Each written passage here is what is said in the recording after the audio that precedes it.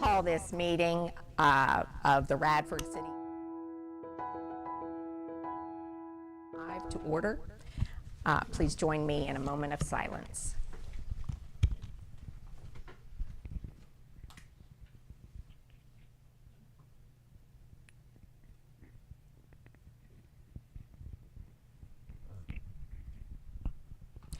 Tonight will be led in our Pledge of Allegiance by Ms. Givens' agriculture students, Lily Joyce and Emily Hall. Please stand. I pledge allegiance to the flag of the United States of America and to the republic for which it stands, one nation, under God, indivisible, with liberty and justice for all. Thank you, Lily and Emily.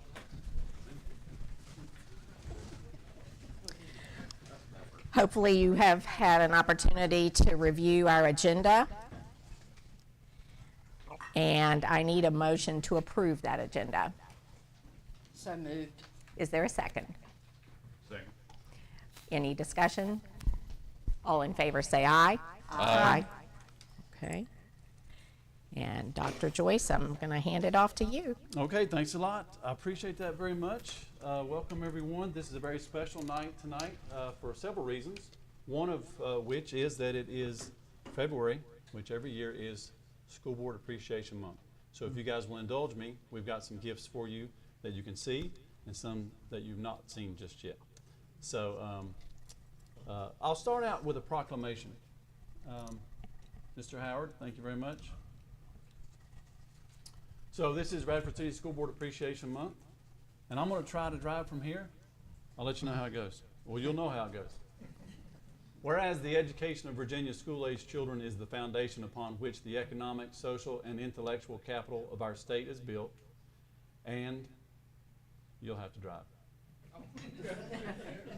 Whereas locally elected and appointed school boards play an important and vital government role, and decisions made by local school boards directly influence instruction in Virginia's public schools, and whereas these decisions affect the present and future lives of children and also set direction to prepare all students to be competitive in a local, state, national, and global 21st century knowledgeable economy, and whereas local school board members work with parents, businesses, education professionals, and other community members to create the educational vision we want for our children.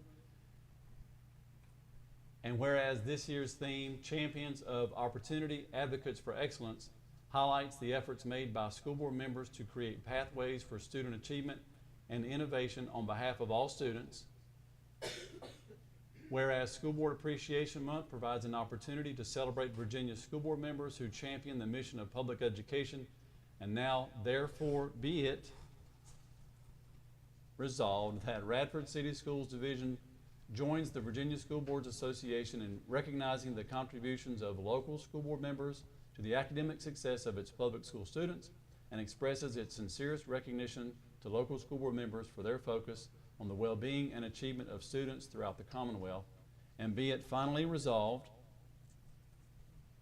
that Radford City Schools declares February 2025 as School Board Appreciation Month, and encourages local community members and leaders to appropriately recognize our school division's dedicated school board members.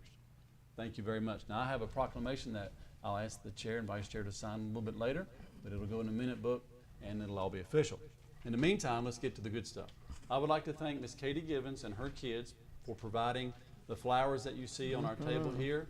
Yes. What you don't know is that she provided flowers last week, and we had to move our meeting, so all of us here at Central Office got to enjoy those flowers.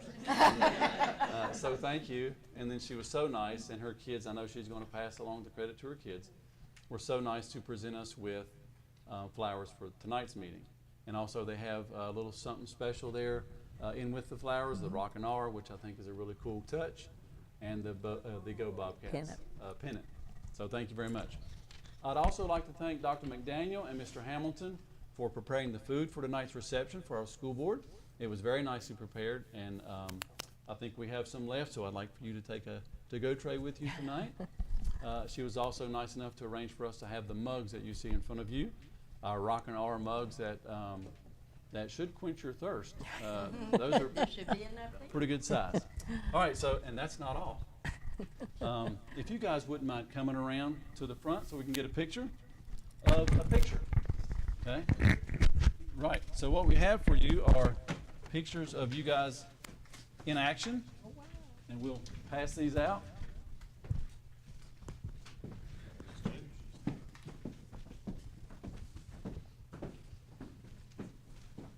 There's one for you. Remember taking that picture? Yeah.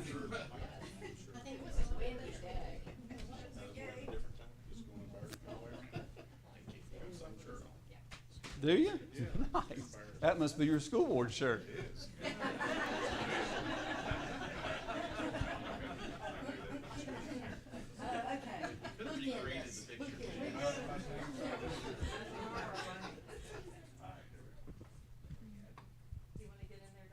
Oh, no, I'm good.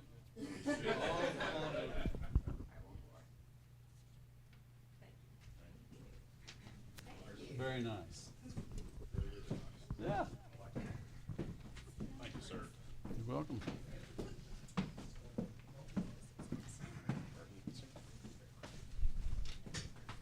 And to make it official, the Virginia School Boards Association has presented us with these appreciation certificates.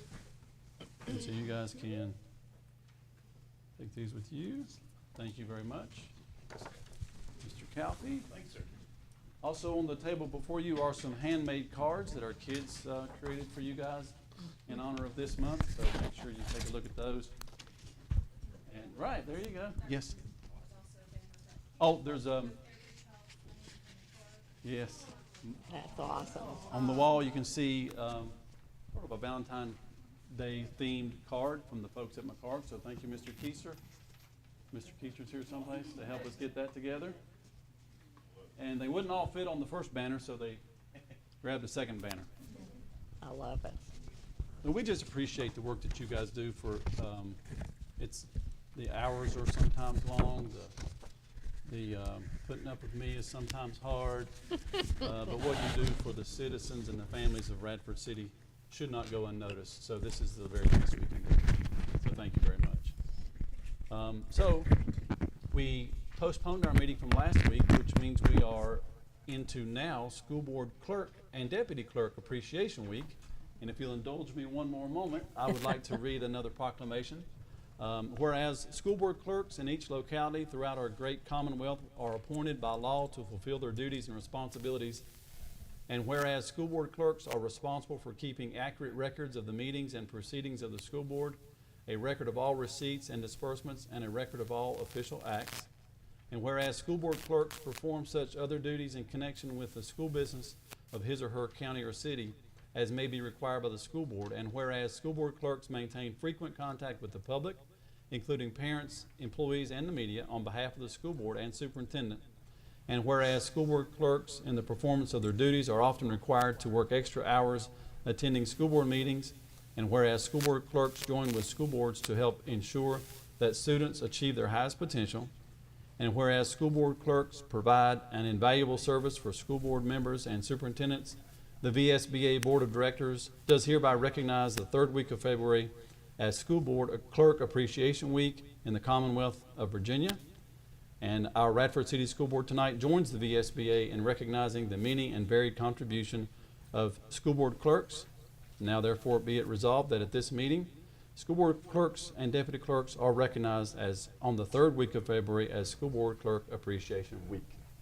Yes. I say all that to say that I could not have done any of this or anything that goes on here. Come on in. Without you guys. So we have, come on around to the front. We got to make you famous with your picture. We couldn't do this without, I know I drive Miss Long and Miss Blankenship crazy, but I feel like that's why I'm here. That's my job. But they certainly do keep me straight. So when the weather lets up, we're going to treat these ladies to lunch, and then we have some other special gifts for them that we'll talk about later. Okay, thank you very much. I know Miss Blankenship loves it when I add things to the agenda on the day of the meeting. Yeah, I know you do like that, don't you? I'll keep it up. So this proclamation will go into the minutes as well. All right, next we have an announcement or two. We have folks that attend the Southwest Virginia Governor's School, and they just have concluded their yearly science fair and did quite well. Now they'll move on after this to a competition in March, but I do want to say I want to recognize those folks for what they've accomplished last week at the science fair. So Alex Bartos was honorable mention in consumer science. Trent Hollinsworth was first place in psychology, learning, and perception. Joshua Osmobor, second place in microbiology. Lydia Pratt, first place in material science and the grand award winner in physical sciences. James Wright, first place in food science. Eleanor Steele, first place in plant sciences. And Thomas Wirt, third place in embedded systems and intelligent machines. So Ms. Boyd and I were there last week, and it only took me about half of an aisle of projects to figure out just how smart I was not. Exactly. When I came across some of these words I couldn't even pronounce, and these folks are making real good sense of it, that was nice to see. And a lot of these folks will move on in March to the next competition. So we congratulate them on a job well done. Next up, this is also CTE month, is recognized nationally for Career and Technical Education Month.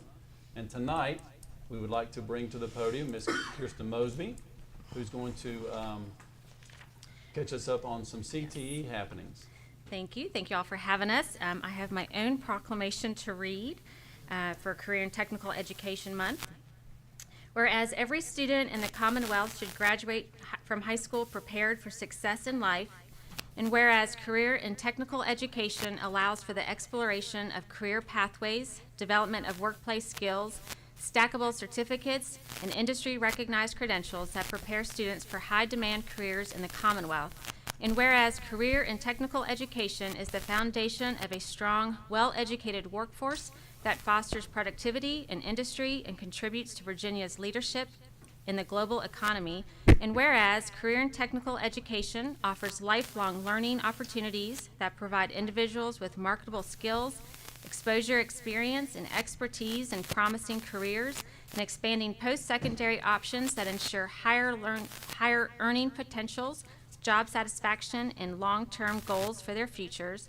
And whereas the cooperative and ever-increasing efforts between career and technical educators, administrators, and business industry representatives stimulate the growth in the Commonwealth's economy by preparing students for careers in high-demand, high-skill, and high-wage fields. And whereas the national theme of Career and Technical Education Month, Celebrate Today, Own Tomorrow, demonstrates the crucial role that career and technical education plays in readying Virginia students by lifelong success. Now, therefore, I, in behalf of Glenn Youngkin, do hereby recognize February 2025 as Career and Technical Education Month in our Commonwealth of Virginia, and I call this observance the attention of all of our citizens. Thank you. Yay.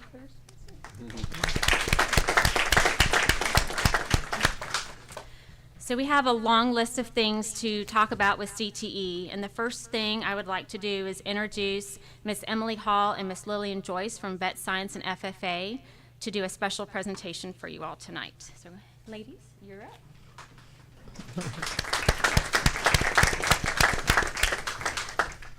Good afternoon. My name is Emily Hall, And I'm Lillian Joyce. and today we are going to be sharing our 2025 Hog Project proposal.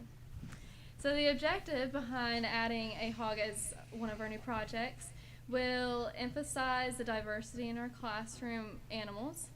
It'll give students the opportunity to practice their vet science skills learned and help FFA students prepare for contests and in general promote teaching students the importance of a farm-to-table attitude. So there are many benefits to the school and agriculture department. This project will help students involved in animal science and culinary classes learn about food, origin, swine, pork cuts, while learning about livestock identification, breeds, general care. Students will gain a better understanding of behaviors, handling animals, nutrition, and gaining skills for pork production process. This will benefit Rafford's FFA by preparing students for CDEs like livestock judging and showmanship, meat evaluation, agriculture sales, and general vet science knowledge. Along with CDEs, this will also serve as an SAE project for FFA members, helping them achieve their awards and degrees. So housing and health concerns. The hog will be housed in a 9x14 kennel. The kennel will be provided shelter and ensure the protection of the hog during the hot and cold months of the year. Students will rotate responsibility, feeding the hog on weekends and breaks. For general health, we will administer vaccines needed for the hog's health. This will keep the students and the hog safe. With feed and slaughter and housing costs, this will come out to a total expense of about $1,400. And by selling the product to the locals in the community and culinary classes, we'll gain a profit of about $1,050. Any questions? All right. So I just need to say, I can remember exactly where I was when Mr. Simpson approached me with this idea. And I asked him all of those questions that you addressed on the slides that you just presented. And he assured me they've got it taken care of, they've got it taken care of, they've got it taken care of. So first of all, I'm proud that you have addressed all of those issues, because like many of you here, perhaps, I was raised on a farm, and I asked him about all these things that bothered me. And he assured me that it would be okay. And you have approached the city, yes? Yes, we have. And so we talked to them, and they told us that because it's for educational purposes, that they will make an exception for this. And so now we went about it with this. Okay. Yeah, I'm really excited. I'm just nervously optimistic. I've already asked Mr. Howard, do we have a camera trained on where that pig pen might be? You know, so that maybe I can log in from home and watch. That would be great. It's like watching the eagles Right. in their nest. Yeah. We did talk about hot and cold, food and water, the safety, and you know, others who are smarter than me have asked about, you know, digging up under the fence, how it needs to be buried, and you know, how they like to play in the mud. So, and again, I was assured that all those things have been addressed. Mm-hmm. So you didn't ask me, but I'm going to bless this project. So you're not going to name it? Am I being told that No, correctly? Oh, that was my Okay. question. You think Yep. that's going to matter? Yep. You think Okay. that's going to matter in the end? We're going to Probably. try our hardest. Yes. Okay. You guys have, those were questions for you, but I was just beaming with my thoughts. How about questions from the board? I would just say less of a question, more of a question. What in the world has taken us this long to get here? Fair enough. Because I think it's absolutely fantastic. And I mean, in this day and age in business, farm to table is less of a drive than it used to be. It should be.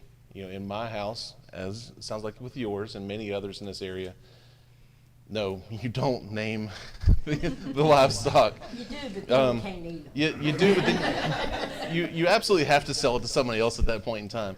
But you know, I think it's awesome. I think it's a fantastic program. I would love to see it as it grows and develops, and you guys get good footing. I want to see it expand.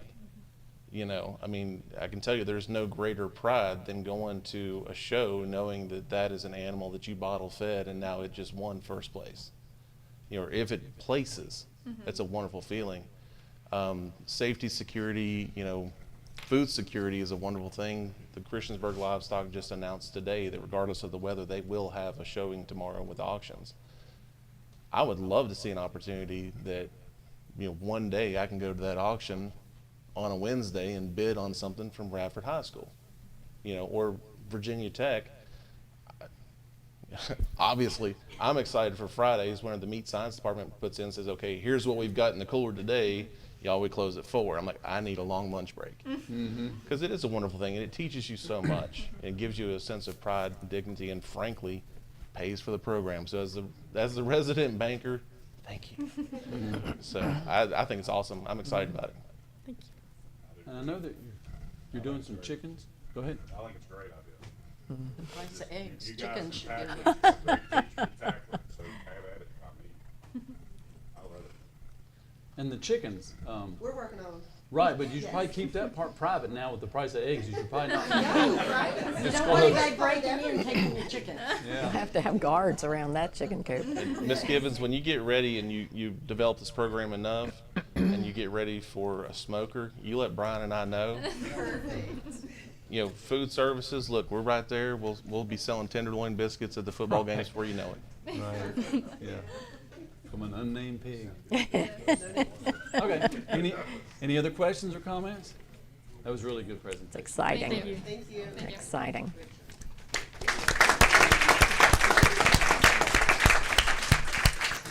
Good job, ladies. Thank you. So along with that wonderful presentation, a snapshot of CTE over the last few months that I want to let you all be aware of. So on February 7th, we had the 8th graders tour the CTE classrooms and saw the different programs that they could take next year. We had current high school students helping demonstrate their own knowledge of their program, and we feel that this allowed our current 8th graders to have a better understanding of the programs before they start registration, which actually began today. Speaking of registration, last week we had our registration exhibition in the King Center. All of our departments were, including core academics, fine arts, and CTE, were there to set up tables, show off their programs to the students. We even had our residential guinea pig and rabbit attend to win over the hearts of our small animal care students. Registration for all of our students has begun and will continue over the next few weeks, weather pending. We have had a number of CTE field trips as well, which we thank you all for approving. Healthcare students have visited local hospitals and the RU Sim Lab. Teachers for Tomorrow have learned more about early childhood education after visiting New River Community College. Our engineering students will take a trip next week to NRCC to also learn about their possible career paths. And precision machining students took a tour of Moog in Blacksburg. Other notes to know about, our Bobcast is going strong with important information and news that is shared each day during 5th period. We also had WDBJ7's Leo Hirschbrunner come to do a Bobcat career chat and then visit our television and media classroom. Electricity will compete in District 7 Skills USA competition for electrical construction wiring on February 28th. This is a postponement from 2 weeks ago's weather. In December, the students ran Santa Paws. We had pet pictures with Santa, which include a few ducks, right? Yep. Ducks, geese, all sorts of feathered friends. Ornaments were sold as well as wreaths. This raised money for our CTE programs as well as the art program. And the students also helped collect money and supplies for the animal shelter through Be the Change Club. And finally, last but not least, and finally, students in horticulture and floriculture had a blast delivering Valentine bouquets to students and staff to brighten everyone's day. And of course, you can see the wonderful arrangements in front of you that they took a lot of pride in. So we're very proud of our students. I thank you for the opportunity to speak tonight. Listening to the students' presentation, we are excited about the growth of our CTE program at Radford High School and also into Dalton Intermediate in the near future. Thank you so much. Thank you. Thank you.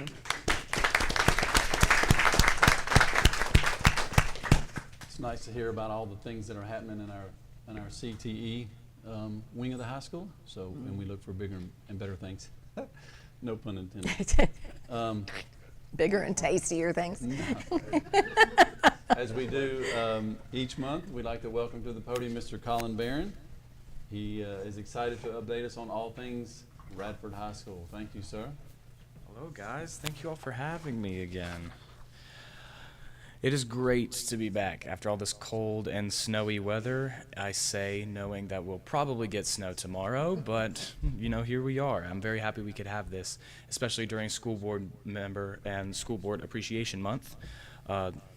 Ms. Long and our deputy clerk as well. Happy school board clerk appreciation week as well. Since last meeting, there's been plenty of big things going on at Radford High School. For starters, on Saturday, we celebrated our school resource officers, Officer Beasley and Officer Bolin, on School Resource Officer Appreciation Day, and we are very blessed to have these officers keeping our campus safe at all times. Currently, students are now considering what classes to take next year as we look ahead for the new year, especially with the new block schedule coming into place. Students now have many new opportunities to take new classes or different classes, so we just had a registration fair last Thursday, and it went very, very well.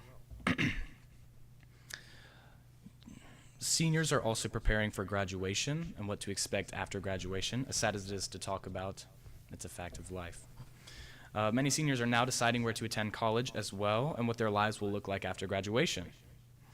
Now let's get into sports news because there is a whole lot going on because RHS is crushing it as always.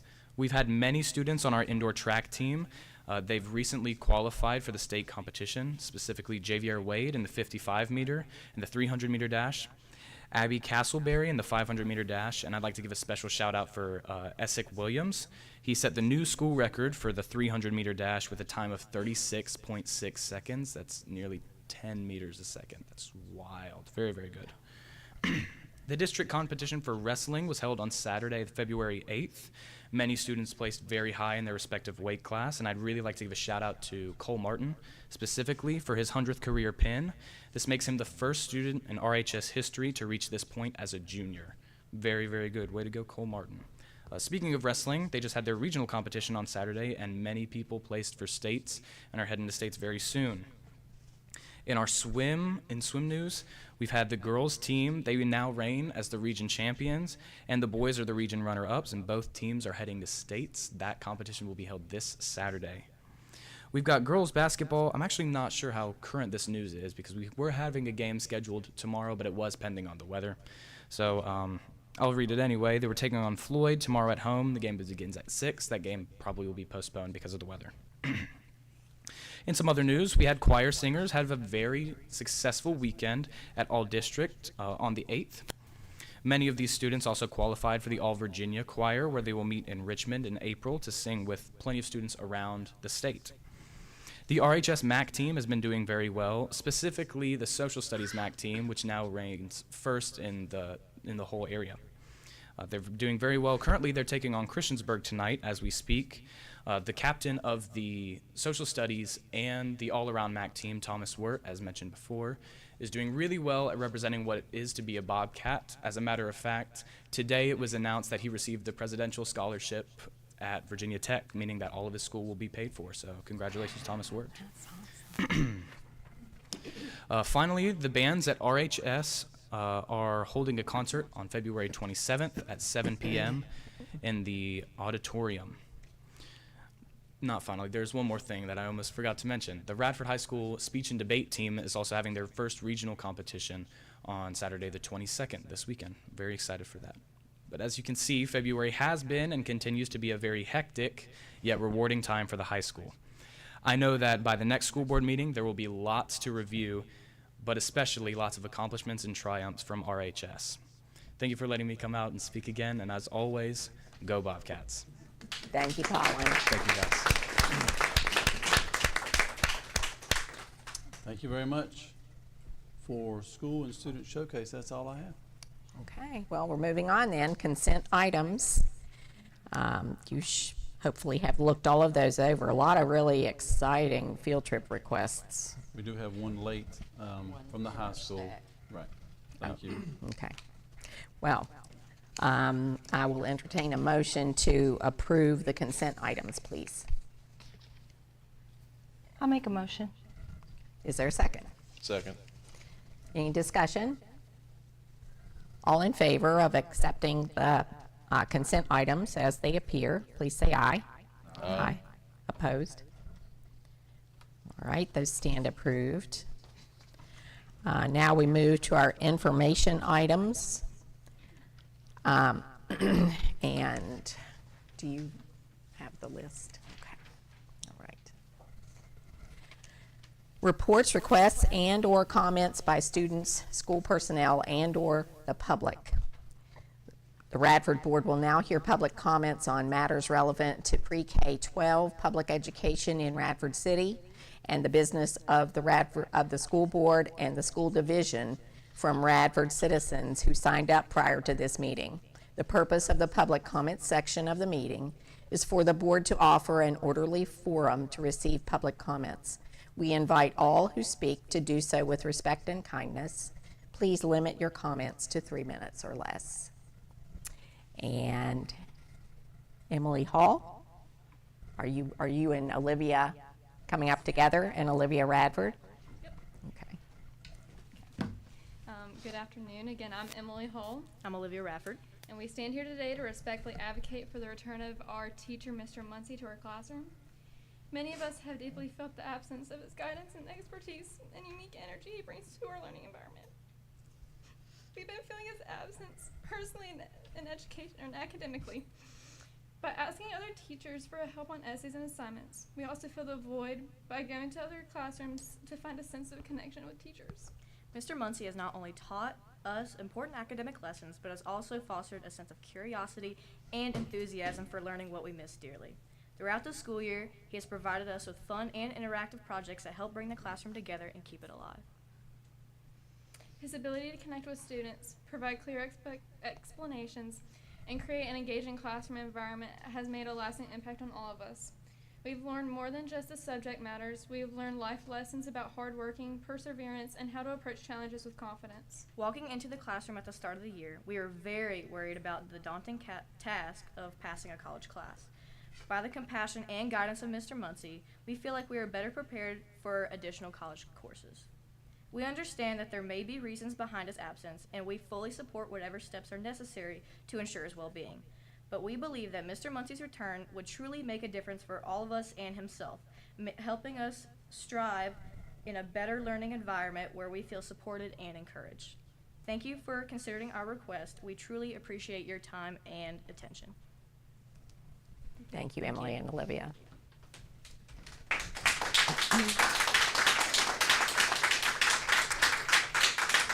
And Lily El-Hadi.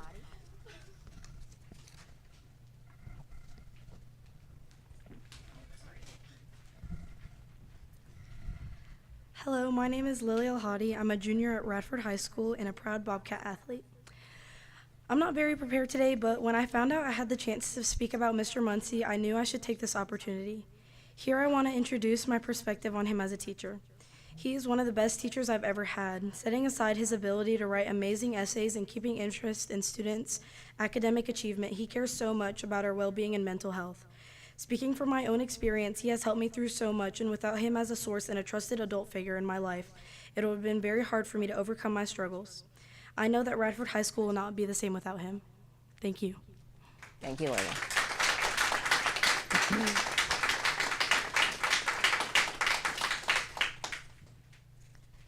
Okay. All right, back to you.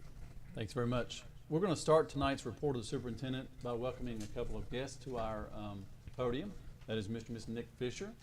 They approached me a couple of weeks ago about some initiatives that they have in mind and they would like to share with the board. So at this time, thank you very much for having both of us. Karen and I have been partners for 57 years, and we're still here to talk about it. I was really delighted to hear the students talking about a teacher that they feel so good about. You know, that's, as they say, the business we're in. We're really here to help kids grow. And I say that from the perspective of having been an educator for more than 50 years, starting out as a high school teacher and moving all the way up to the level of an associate commissioner of the state. And I have to say that I went to a CTE high school. Pretty big, but I won't go into those numbers. Anyway, and second of all, I know I talk funny, so you'll have to excuse me for that. Karen and I are here because we moved to Blacksburg in October of 2021. In November of 2023, there was a tragic event where there was a murder-suicide involving 2 Blacksburg High School students. And Karen and I have been involved with gun violence going back to Columbine in 1995.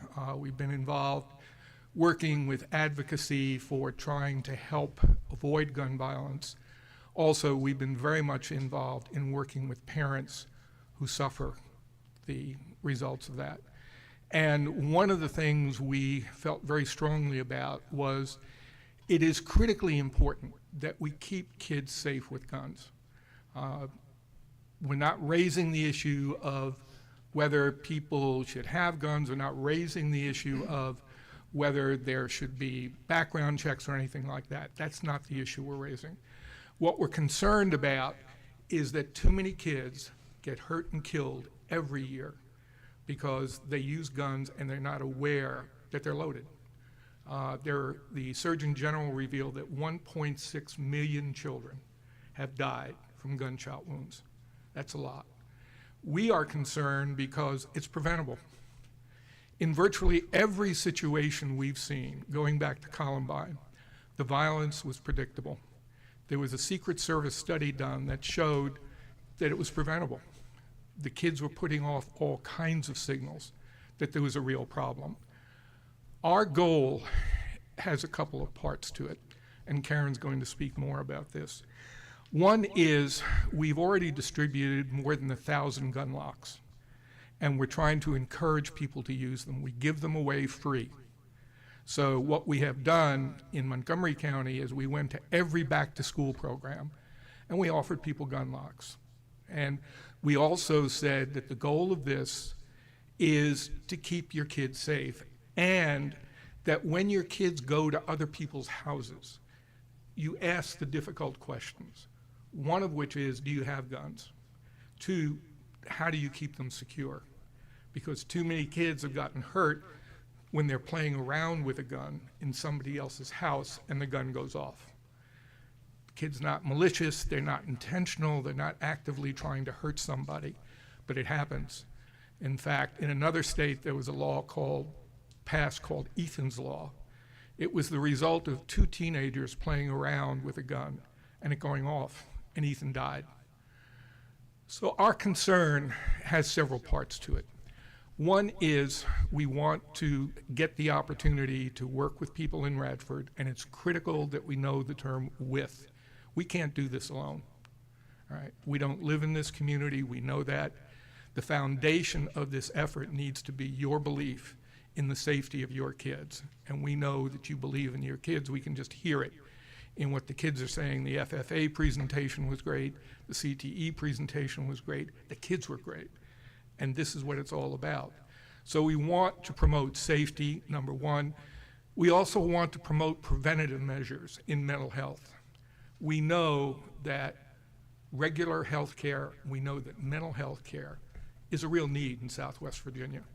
And so the second area we want to work on is promoting more health care, more mental health care being available.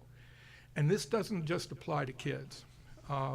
Tragically, what we are also seeing around the country, in fact, there was a recent article in a newspaper talking about Marine Corps drill instructors committing suicide at a high rate.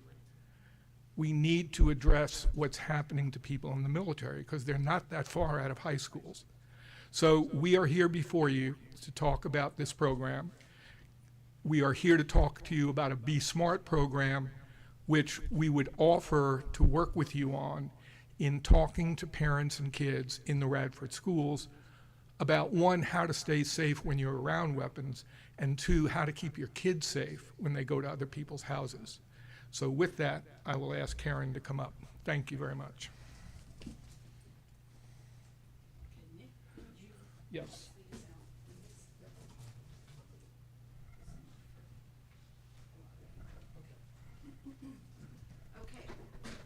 I need to see the slides, so.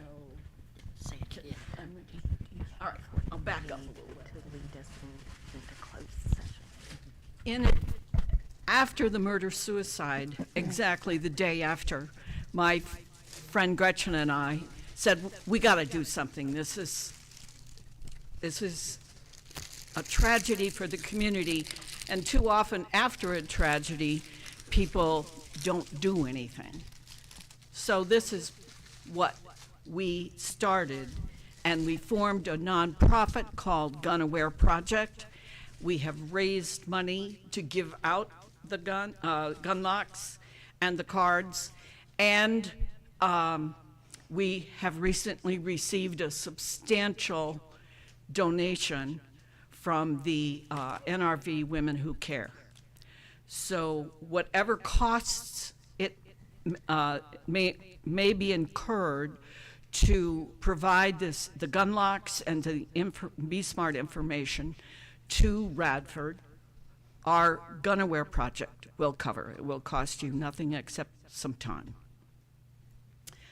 So our GAP goals are to promote child safety and prevent suicides. And we want to make sure that everyone in this community follows along with the culture that they were raised on, you were raised on, and that is gun safety above all. Some have lost that along the way, but what we are doing is trying to reinvigorate where it has been lost.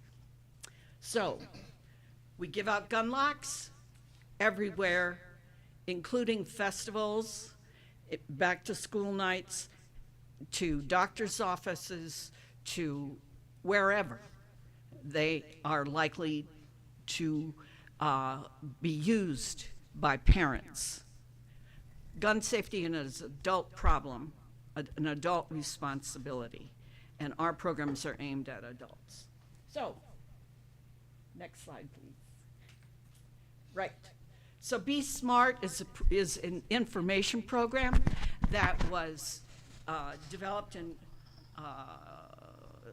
2015 following Sandy Hook in Connecticut, which directly affected us as Connecticut residents at the time. It is a gun safety program aimed at adults. And let's go.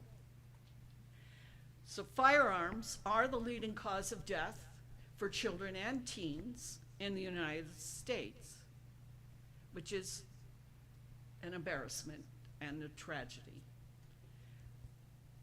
So then, next slide, please. Incidents of gunfire on school grounds.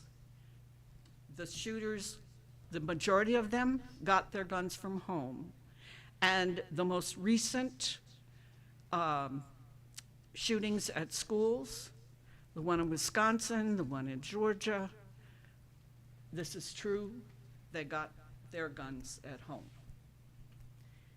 So Be Smart is a multi-level program, and this Be Smart stands, the SMART acronym. S is secure your guns in your homes and vehicles, model responsible behavior around guns, ask, as Nick said, in other people's homes, if you have guns, how are they secured?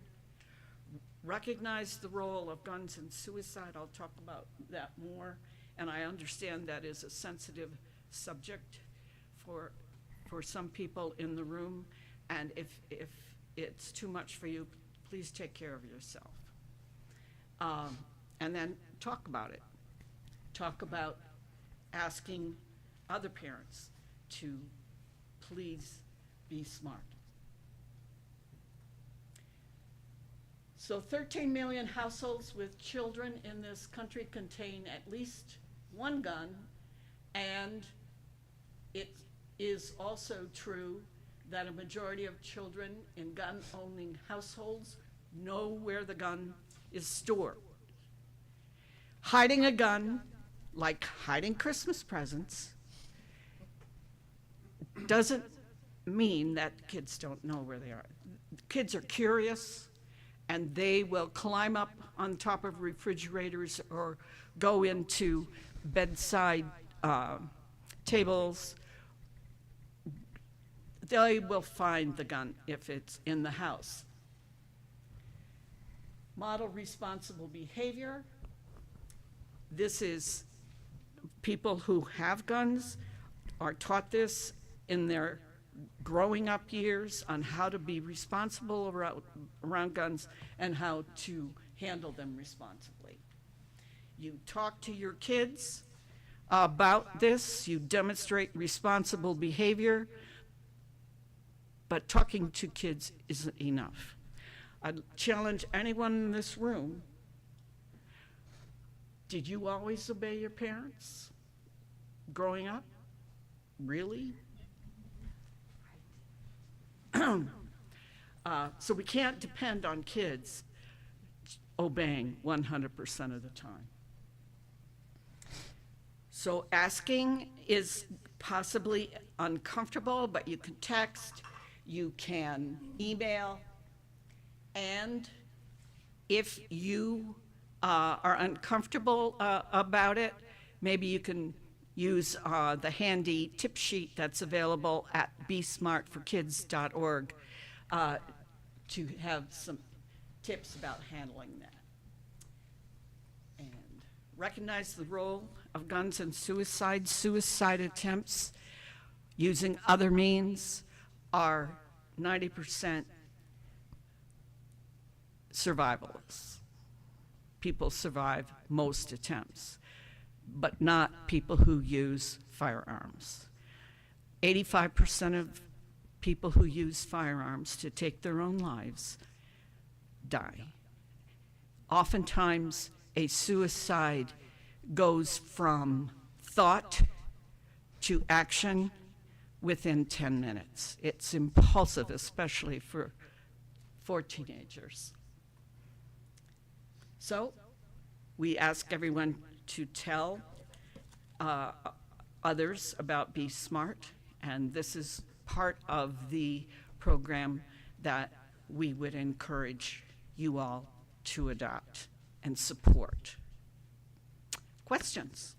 If I can make two notes. I've worked with a number of districts that their first step is metal detectors. The best metal detectors you have in your school system are the kids. They know when threats are coming into the building.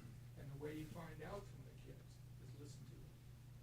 When you have good relationships with the kids, whether you're a parent, a teacher, counselor, whatever, they'll tell you when they feel threatened. They'll tell you when they feel angry. We've heard in both of our careers, because Karen is a licensed child and marriage family therapist, we've heard hundreds of gun threats. You gotta pay attention to them. I shared with Superintendent Joyce a series of indicators that I have used with principals for many, many years, especially before holidays, where what we talked about were the signs that something was going on, that somebody was really bothered. Simple things like changes of clothing, changes of mood, changes of academic achievement, kids withdrawing, kids expressing anger, etc. Second thing is, one of the most scary things I experienced as the school superintendent was he found out one morning from a bus driver that a kid was sitting in the back of the bus bragging about having a gun in his backpack. This kid was 5 years old. This kid had pulled it off his parents' night table. We were very lucky that the bus driver was very alert and stopped it because the driver listened to the kids. So we're happy to try to respond to any questions you may have about what we do, how we do this, etc. But the key is this has got to be community-based. You are the credible people in this process. We're outsiders, and we recognize that. So that's why we have approached folks in the district to work with, because you're the source of credibility for doing all of this.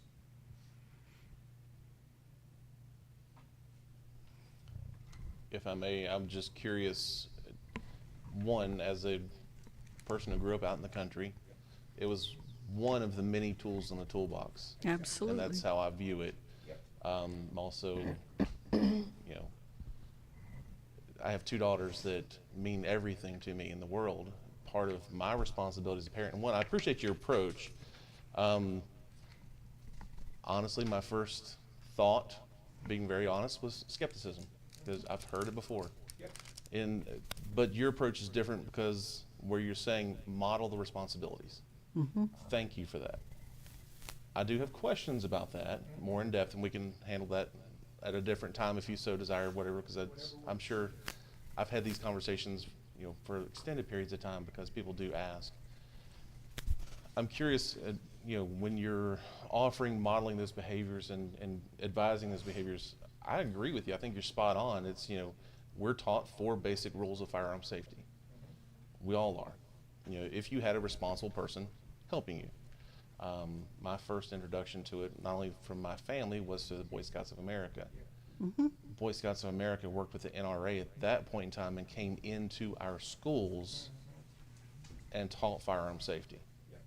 You know, so it was a different time, different place, obviously. You know, my white hair shows more of that story than anything else. But, and I'm not advocating for that, but I actually remember here in Radford City Schools, whenever it was hunting season, we actually were allowed as students to bring our rifles and shotguns into the school and leave them in the principal's office during the day in locked cases and pick them up at night. So thank you for that. And I agree. I think, you know, to your point that you made directly, installing metal detectors in our schools is a last-ditch sign of desperation.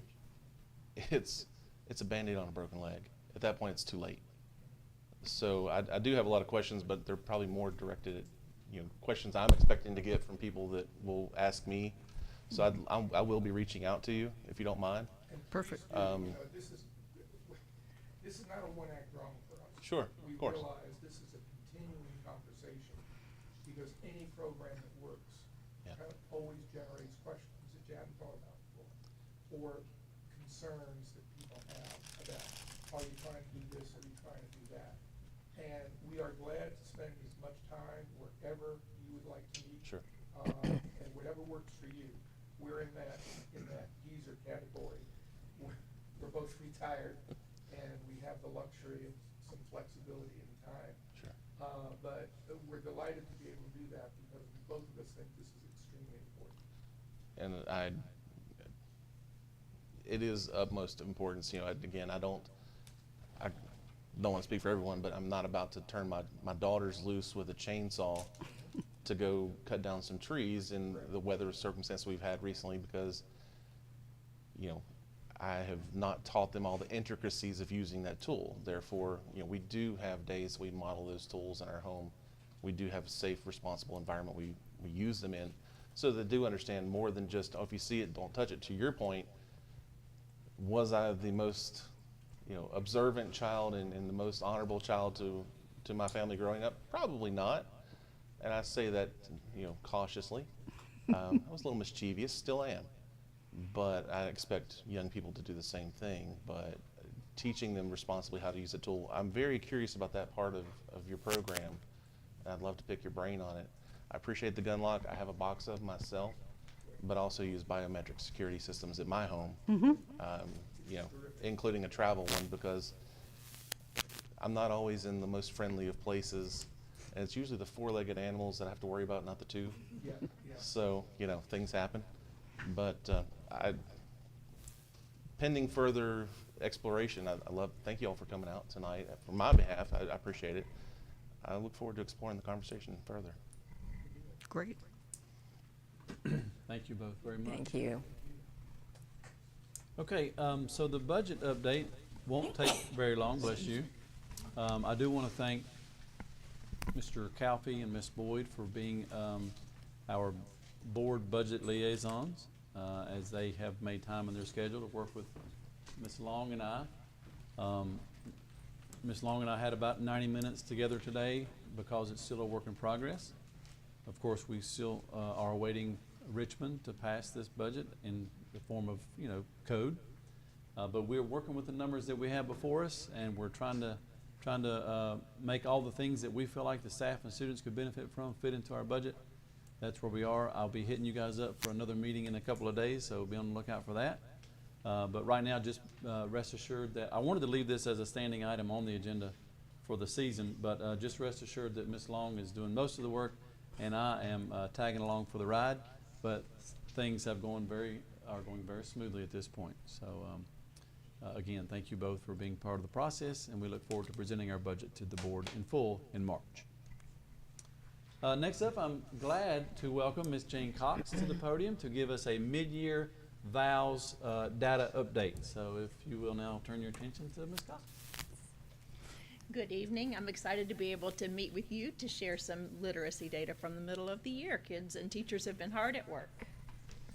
So, okay, I'll go ahead and start talking. The children have, in kindergarten through third grade, in fact, preschool through third grade, have been working to complete their middle of the year VALS assessment. And VALS is the Virginia Language and Literacy Screening System, which replaces PALS, that you may be more familiar with as the literacy screener in Virginia.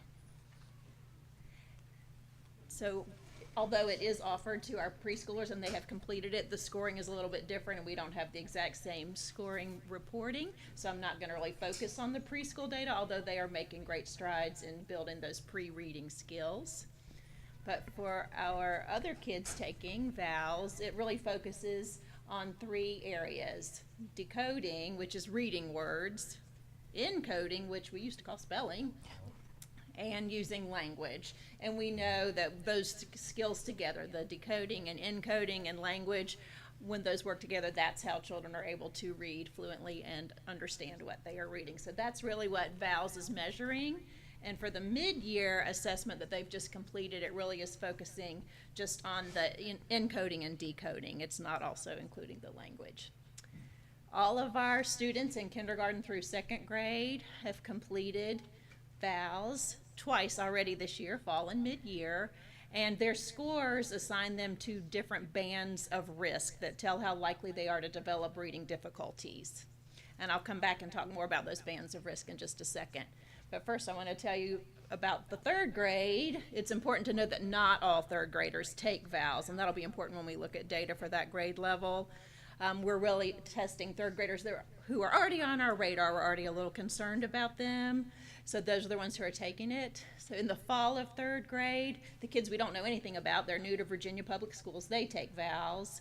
And then students who had summer intervention or who are already concerning us by the end of 2nd grade, those are the only 3rd graders who are taking it. So now let's talk more about the bands of risk, because when vowels was first introduced, this was probably the most confusing part to the teachers. It kind of sounds backwards.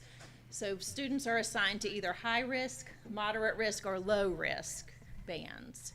Students in the high risk band are already at significant difficulty. They're already behind where they should be with their reading development. So they're not high performing, they're at high risk for developing the reading difficulties. And the students in the high risk band qualify for individualized student reading plans and 2.5 extra hours of intervention each week with our title team. Students at moderate risk have some areas of weakness. They're not low across the board, but they have some areas where they're going to need some extra support and practice, and they are usually getting that in the classroom in small group settings with their classroom teachers. Students in the low risk band are having the least risk of developing reading difficulties. This is really where we want as many students as possible to be, in that low risk band, because they are thriving just receiving that systematic, explicit instruction in the classroom with their classroom teacher. So let's take a look at the data for McCarg as a whole, and I'll spend a little bit longer on this screen just to explain what you're seeing in the graph or chart up at the top, and then the following slides about individual grade levels are set up the same way. You can see the scores for fall and mid-year, and you can see in the color-coded columns how many students and the percent of students are in high risk, moderate risk, and low risk. And we are very glad to see in the red high risk columns that the numbers have decreased from fall to mid-year. That means more students are strengthening those reading skills and moving out of the high risk band. And if you look at those the light blue columns, we're very glad to see the number of students at low risk for reading difficulties increasing. So we went from about 1/4 of our students in the low risk band at the beginning of the year to roughly half of our students at McCarg at low risk for reading difficulties. So now I want to remind you about the difference for 3rd grade, because as we look at each grade level, the numbers look really different for 3rd grade. Remember, we didn't test everybody. There are about 100 kids in 3rd grade, and we tested less than half of them, and most of those were kids that we already had some concern about, so it was not shocking to us when 26 of those students did score in the high risk band, even though the high risk percentage looks high in the chart. In fact, if it's 26 kids out of the whole 3rd grade, that really is roughly 26% of our 3rd graders in the high risk band, which is pretty consistent with the other grade levels. In 2nd grade, you can tell the high risk numbers went down, the low risk numbers more than doubled, and we had 19 2nd graders move out of the high risk band. So really that's about one class's worth of children who moved out of the high risk band, and that's the kind of progress that we want to see. Similarly, for 1st grade, we had the same trends of the high risk numbers going down, low risk numbers going up. so that more than half of our first graders are now at low risk. And kindergarten, take a moment and look at this about our youngest readers. The high-risk numbers went down. We are at 58% of our kindergartners now at low risk, and that's an exciting beginning for these very youngest readers, that they'll have a solid foundation. 17 kindergartners moved out of that high-risk band. And did you see the part? 7 kindergartners moved from high risk in the fall to low risk at mid-year. So in less than half a year, they skipped all the way over moderate risk, and they went right to low risk, so that's great. So overall, this is a positive trend. We're seeing that what our teachers are doing in classroom instruction and intervention, it's working, and the kids are working hard, and we're trending in the right direction.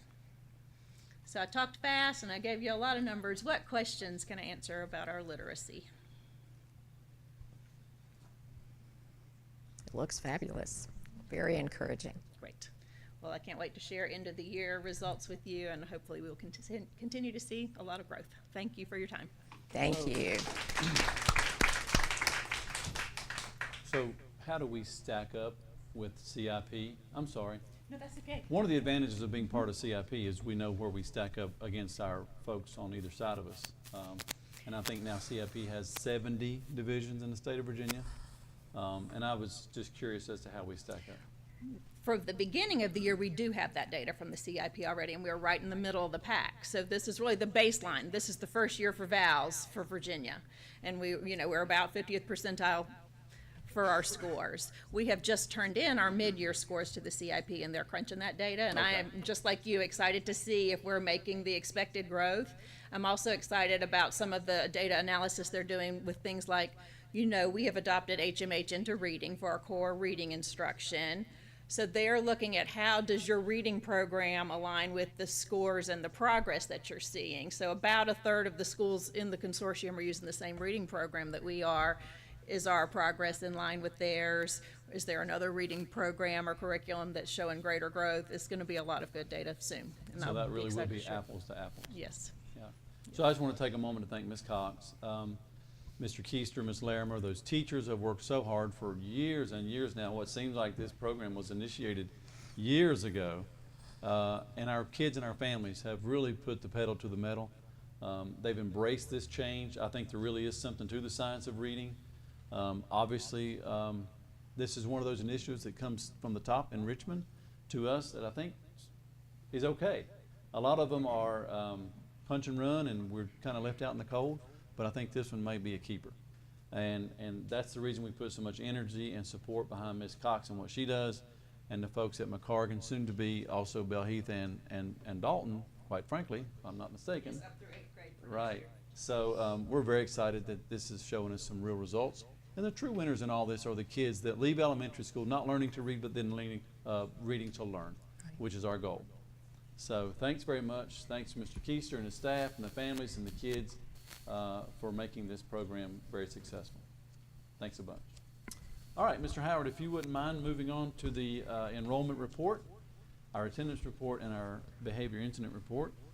You'll see on the attendance, the enrollment virtual students in the middle column. Now those 16, 4, 8, and 1, those are the kids that are Radford City School students who are virtual. And then the bottom number, the 1753, that's our Stride kids that belong to Radford City Public Schools in the virtual school. You can take a look at our high school, middle school, and 2 elementary school numbers. And then our totals. If you have any questions, I'm glad to answer those questions. Pretty steady right now. You'll notice in January the 16 days were taught. That's not a lot. But Mother Nature, she wins most of the time. Okay, thank you, Mr. Howard. We appreciate all the work that Melissa Gerald does on attendance. And we'll throw that up there for January. McCarb came in at 94.8%. Belheath at 94.9%. That's razor thin margin. Dalton Intermediate School at almost 94%. And the high school right at 92%. So we appreciate the work that Ms. Gerald and her teams are doing with meetings day in and day out, court proceedings, family meetings, and all of this is in an effort to get students in class because they don't learn when they're not in class. Bottom line. Can I ask, how are we addressing numbers of tardies? So that's Because I do hear about concerns with that. right. I'm going to just defer to the principals in that that's probably a school building specific decision. Okay. And I know that tardies are an issue. Are you volunteering to say something? You certainly can if you want to. That was some serious eye contact. Thank you. So tardiness at the high school level can be a challenge, and so we want kids to be held accountable for being at school on time. So one thing that we do is by season we have kind of a 3-strike policy for our student athletes or anybody that's in extracurricular activities. So we have a little bit of grace there, 8:10, so that's the first 20 minutes of the day. But if you come in after 8:10, you kind of get on a watch list. Morning, second offense is a communication with the athletic director or the coach and your parent. Third offense, you can't practice or play that day.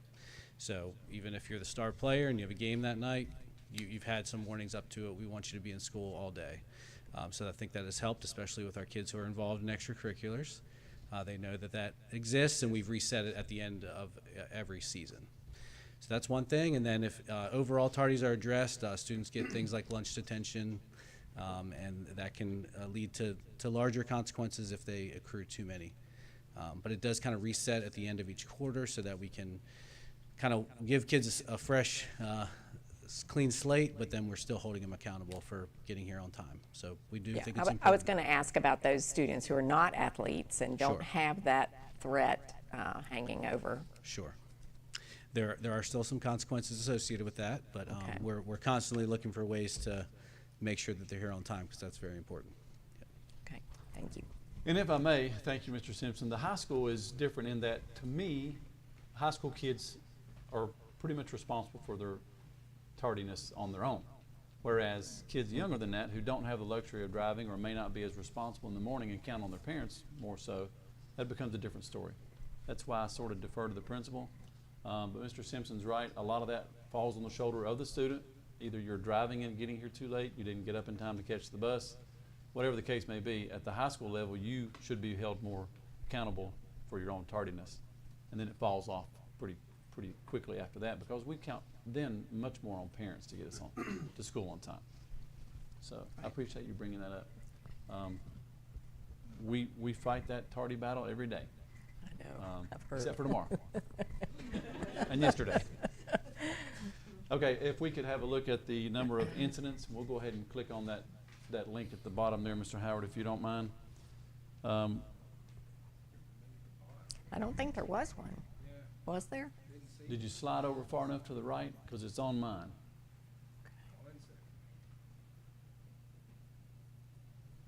There you go.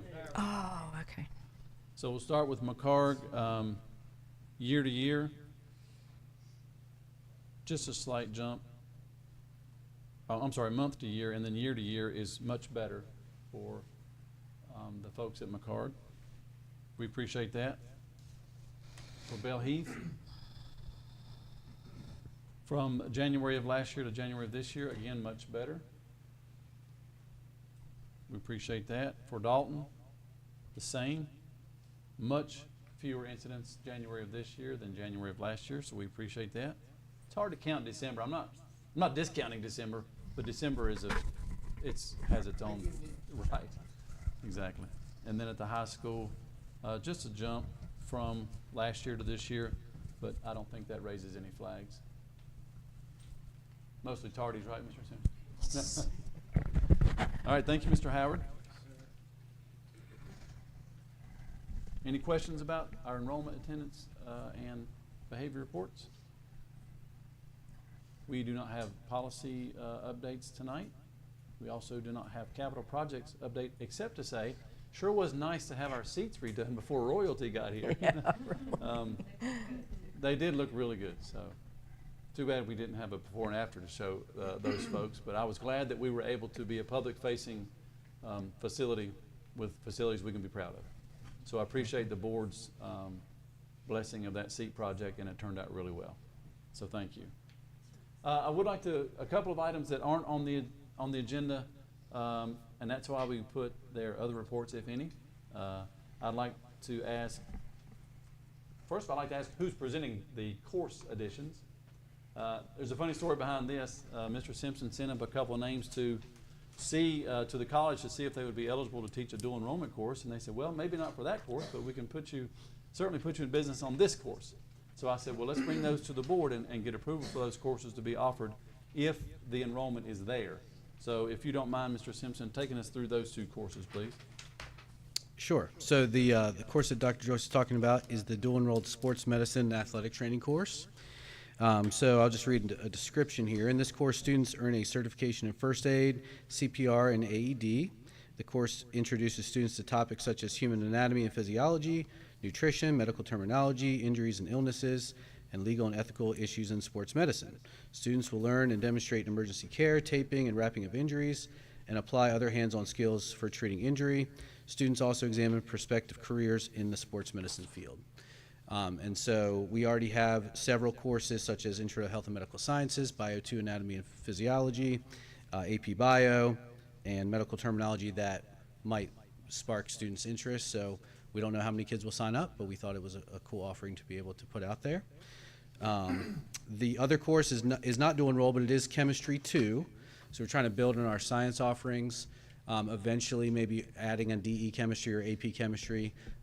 We have a pretty new instructor there, so she's trying to build her training and skills, and so she wanted to offer a Chem 2 class to kind of build the program. And so it just takes those Chemistry 1 concepts and takes them to a deeper level and allows for more variety of lab experiences. And she kind of informally polled her students because we wanted to know, is it a possibility? And it seemed like there was enough interest, at least in an informal poll, so registration's happening now, and we'll see if kids sign up. Great. Thank you. Thank you. The more the merrier. So we will likely need to move that to an action item. Okay. And ask the board to vote to approve those two new courses in just a moment. Next up, I've got Dr. McDaniel working double duty, and that is that she's working on next year's calendar, but she's also working on this year's calendar, and I'll let her explain about why we have arrived where we are with this year's calendar. Thank you. Thank you. So, there you go. I was going to say I do have a draft for you to consider. We have scheduled in March, on March 31st, a teacher workday. We have an opportunity, though, to do some training with our staff that has to do with safety. It's for reunification. The stars sort of align for us to be able to do this with I Love You Guys Foundation, RU, our police department, but it is a full-day training. However, we see the importance of a teacher workday because it is also the end of a quarter. It takes a long time for teachers to do grades, especially putting in all the comments and just making sure that everything is correct and just the time that they need for planning.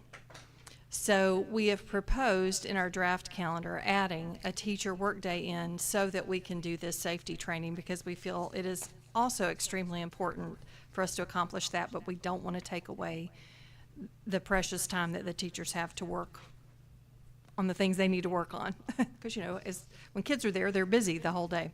So we did poll the principals and asked, because we considered the Friday before that being the 29th, 28th.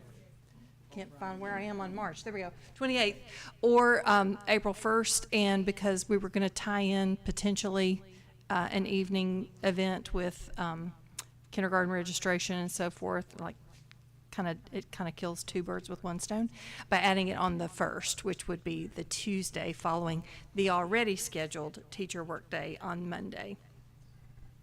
And so that's kind of the background and the reason behind that request. And just in case you're curious, I also have a spreadsheet going where we are calculating all of the hours and days that we have missed and may miss in the future. We calculate it by hours. So we have subtracted all of our 2-hour delays, the one early release we had, and any scheduled early release, early releases that are already on the calendar. We currently have banked 36 hours after tomorrow's snow day. We'll be down, and then so we'll be down to 24 after if you approve this day, and we also have the snow day tomorrow. But that's okay. That leaves us about 4 days because you only count your instructional hours. Right. which we have banked some time already. So just in case you were curious about that. We're thank not you. in danger of having to add any days to the calendar that are already scheduled off, like spring break and so forth, yet. But we are watching that very closely. I know the teachers back there are probably glad to hear that information as well. Right. So part of the background, you know, when all these stars aligned that she's talking about, that includes the state of Virginia has offered to come down and help facilitate this training on the 31st. Yes. And so, shooting from the hip like I do, I said yes to everyone. And then Dr. McDaniel said, oh, by the way, you're going to have to clean up the mess you made by taking away the teacher workday. So I said, well, how about you help me clean that up? And she's been working really hard on finding a day that best fits our needs as, you know, teachers needing to get things ready for report cards versus the safety training that really this reunification is the last piece of the puzzle that we have not trained our staff on appropriately or, you know, enough. And we really felt like that if all those folks could be here, then we really need to make it work. And so she went to work on it, and the principals have chimed in, and we feel like that in order to satisfy our desire to keep these teachers' work days as complete as possible, that's our best option. So thank you for the work on that. And we just ask the board to consider that schedule change, that calendar change. And So we will that's an move action that- item. Yeah, we'll move that to an action item in Right. just a moment. Okay. Thank you. Any questions for Dr. McDaniel? Thank you. And as he said, we are working on the calendar for next year too. We've had a committee that's met twice, and I think we've got 2 pretty solid drafts Yes. sketched out. Perfect. All right, thanks very much. That's superintendent's report. Thank you. Thank you. All right, reports of our board members. I actually have something. Okay. On Tuesday, January 28th, I attended the VSBA New School Board Members Training in Richmond, which was enlightening and educational. The sessions covered topics like the roles and responsibilities and the ethics of school board and superintendent, with a particular focus on the distinction between governance and administration. It was a whole lot of material in one day. I actually would have liked to have seen like 2 days so we could have went more into depth, but I did bring like the whole packet of stuff that we have if you guys would like to look at it. It was a lot of material. I do feel like 30 minutes on the Robert's Rules of Order was a lot. So that was a long time to spend on Robert's Rules of Order. I was like, I have a friend who would have loved that, but I was over it. But it was a whole lot. I enjoyed going. I look forward to the next one that I could attend, but I did want to share about it. It was a good experience. So, Thank you. in there is a strategic plan from another school. I thought that was interesting too. So, anyway, And that's it. timely. Yes. Okay. Thank you. Okay. Next. You going or am I? Ladies first. Okay. The planning committee for the governor's school that will be held at RU. Dr. Brett set out this announcement this week.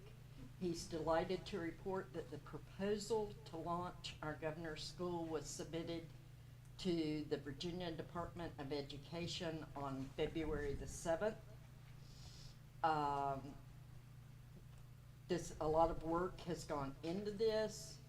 A lot of people are supporting this. He says, I will keep you apprised of updates from the Department of Ed in terms of timing of the review and opportunities in which we may be able to participate in the approval process. Great So news. that's upcoming.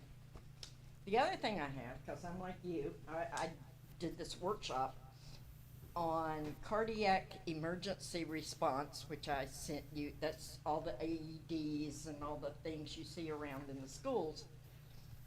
And there is a piece of legislation that's already been approved by the Senate and will probably be approved by the House, requiring each school to have a cardiac emergency response plan in place. So I thought That's something we need to look at. So I ask you questions about Sure. AEDs and all that.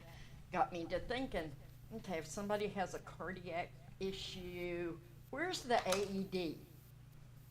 If I'm in the gym and it's in the principal's office, you have 4 minutes. You have 4 minutes to get to the patient. So we need to think about where they're located, who knows how to use them. A lot of the work that they do, and I have a copy of a plan. Nice. I have a draft of a plan. And it talks about training the people in the schools, like every teacher and staff member goes through certain trainings and all of that stuff, and you can earn credentials, and there's money available to help implement Sure. those plans. And it's not just the statistics. I mean, I think about old people like me having a heart attack and needing that AED, but they cited statistics of children who had issues on sports. You've heard about them at a football game, they collapsed, or a basketball game, or that sort of thing. I mean, it's very prevalent. It's a different animal than what the rest of us old people go through. But it's still, we need to be, if we're looking after our kids, we need to be able to know we can look after them and not just, oh, well, we've got a school nurse, she can take care of it, or he can take care of it. We got to be a little more hands-on. Sure. I would agree. So, and I have this stuff I'll pass along. Thank you very much.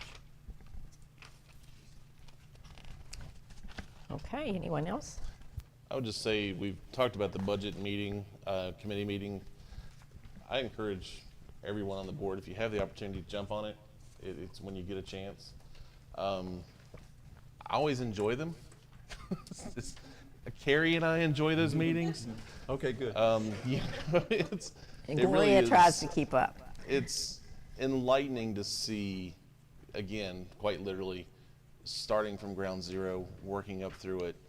You know, what do we anticipate? What do we realistically think what do we want? What could we have? What do we have?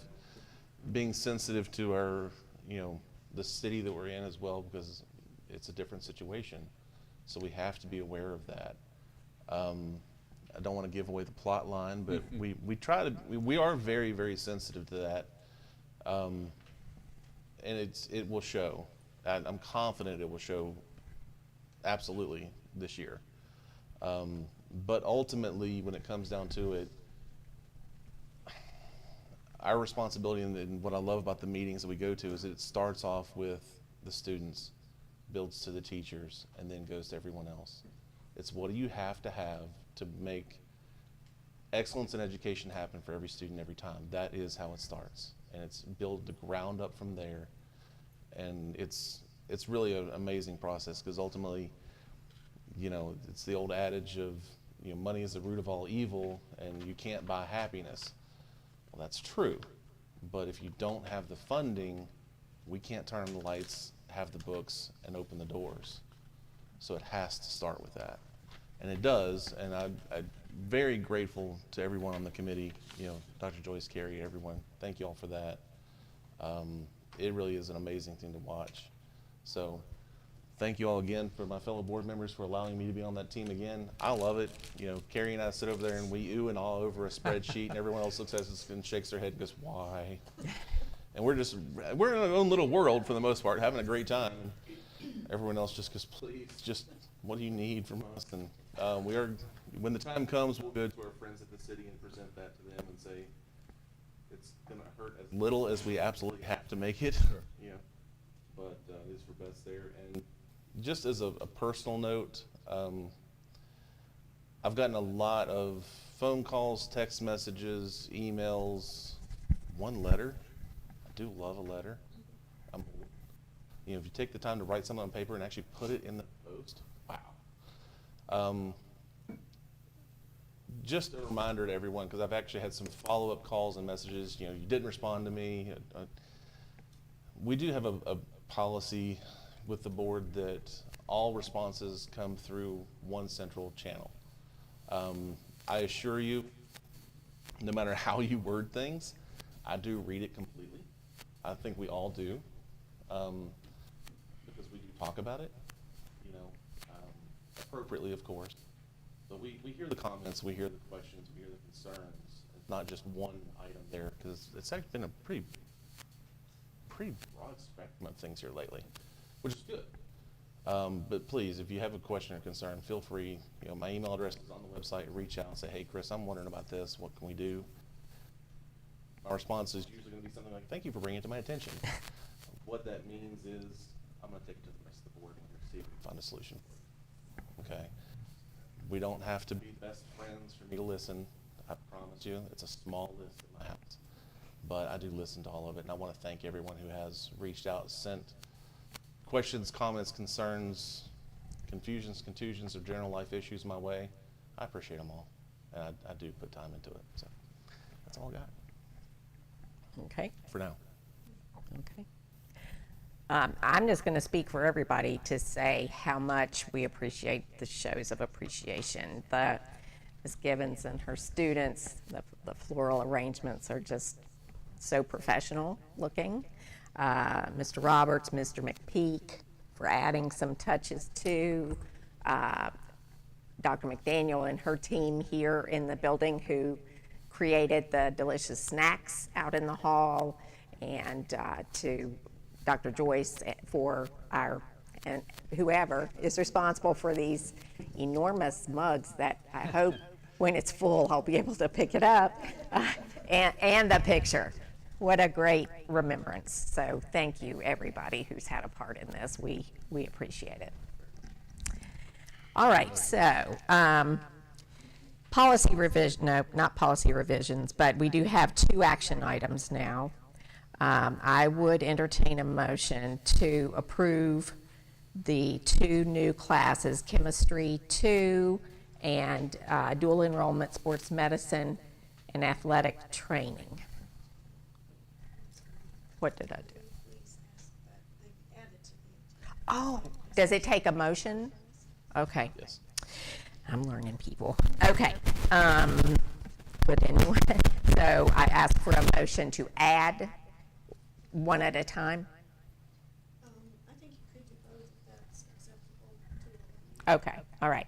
Then can I have a motion to add the 2 new classes to the action items, as well as the calendar edition for the adding the April 1st workday? Do I have a motion? Okay, and a second. Second.